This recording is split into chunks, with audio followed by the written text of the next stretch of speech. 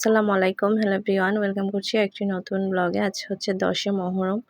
তো অনেকে রোজা রেখেছে ৯-১০ তারিখ ২ টা রোজা রাখে। অনেকে ১ থেকে ১০ তারিখ ১০ টা রোজা রাখে। এটা হচ্ছে নফল রোজা কিন্তু প্রচুর সোয়াব আছে এটা। তো আমি সকালে ঘুম থেকে উঠে মাংসগুলা ধুয়ে নিচ্ছি, গরুর মাংস। ধোয়ার পরে এটা আমি হাতে মেখে রান্না করব। তো আলু দিয়ে রান্না করব, অল্প একটু ভুনা করব আরকি। এখানে আমি সবকিছু মসলা দিয়ে দিয়েছি। পেঁয়াজ, তারপর হচ্ছে হলুদ, মরিচ মসলা কিন্তু আমি আসলে আদা রসুন দিতে ভুলে গিয়েছি। পরে আমি চুলায় ওঠানোর পরে দিয়েছি। তারপর সরিষার তেল দিয়ে আমি ভালো করে মেখে নিচ্ছি। তারপরে আমি চুলায় বসিয়ে দিব। চুলায় বসিয়ে দেওয়ার পরে আমি আদা রসুন বাটাটা দিয়েছি। সত্যি আমি একদমই ভুলে গিয়েছি আদা রসুন বাটা দেওয়ার। তো আমার মাংসটা হয়ে একটু কষানো করে আমি আলুটা দিয়ে দিচ্ছি হালকা সিদ্ধ হওয়ার পর আরকি। আমি আগে মাংসটা সিদ্ধ করে ফেলি হালকা, তারপরে হচ্ছে আমি আলুটা দেই। তো এই যে দেখেন আমার রান্নাটা হয়ে গেছে। গরুর মাংস দিয়ে আলু রান্না করেছি। তারপরে এখানে লাউ দিয়ে, তারপর ছোলার ডাল দিয়ে গরুর মাংস রান্না করেছি। আর হচ্ছে রান্না করেছি মুরগির মাংস দিয়ে আলু। সবকিছু আমি রান্না-বান্না করে নিয়েছি। তারপর আমি একটু লইট্টা মাছ ভুনা করেছি। কারণ আমার লইট্টা মাছটা মাঝে ভালোই লাগে খেতে, ইদানিং মানে বাজারে পাওয়া যাচ্ছে। তো আমি সবকিছু রান্না-বান্না করে রেখে দিয়েছি। এরপরে আমি আর ঘুমাইনি, রেস্ট করিনি। আমি ইফতারের জন্য রেডি করে নিচ্ছি।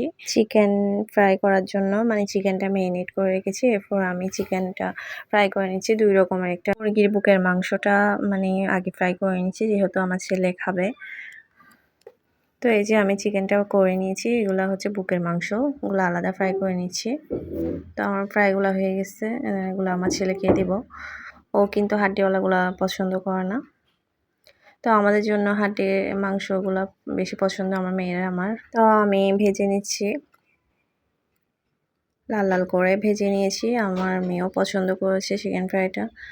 তারপরে আমি সবকিছু ভেজে নিয়েছি আর বাকিগুলাও আমি সব ভেজে নিচ্ছি চিকেন ফ্রাই। আর আমার প্রচণ্ড মানে মাথা ব্যথা করতেছে। রোজা যেদিন রাখি সেদিন তো প্রচুর মাথা ব্যথা, মানে অনেক কষ্ট করে মানে এগুলা রেডি করতেছি। নামাজ পড়তেও কষ্ট হয়ে যায় ওইদিন। নফল রোজাটা আমার বেশি মাথা ধরে যায় কেন বুঝি না। তারপরও আমি রাখার চেষ্টা করি আলহামদুলিল্লাহ। এরপরে আমি ফেলনটা ভাজি করে নিচ্ছি। তো এটা আমাদের চট্টগ্রামে বেশি খায় মানুষ ফেলন। চুলা বুটও খায়। তো বাসায় ছিল যেহেতু ফেলন, তো ওইটাই ভেজে নিচ্ছি ফেলন। তো আমি আলু সহ কষিয়ে নিচ্ছি, তারপর ফেলনটা দিয়ে দেবো। এটা কিন্তু বেশিক্ষণ সিদ্ধ করতে হয় না, ১৫-২০ মিনিটে আপনার সিদ্ধ হয়ে যায়। এই ফেলনটা খুবই মজা, একদম সফট। মানে চুলা বুটটা অনেকক্ষণ সিদ্ধ করতে হয়, এটা কিন্তু বেশিক্ষণ সিদ্ধ করতে হয় না। তো আমার ফেলন ভাজিটা হয়ে গেছে। এখানে মানে আমার মেয়েকে দিছিলাম এজন্য। তো আমার প্রচণ্ড মাথা ব্যথা, আমি মানে শ্যুট করেছি আরকি ভিডিওটা। এরপরে আমি শুয়ে গিয়েছি। মানে আমি আর পারতেছি না, এত মাথা ব্যথা। পরে ইফতার করতেও পারিনি। জাস্ট পানি মুখে দিয়ে আবার শুয়ে গিয়েছি। পরে একদম মানে মাথাটা ব্যথা কমছে। তারপর আমি নাস্তা করেছি, তারপর নামাজ কালাম পড়েছি।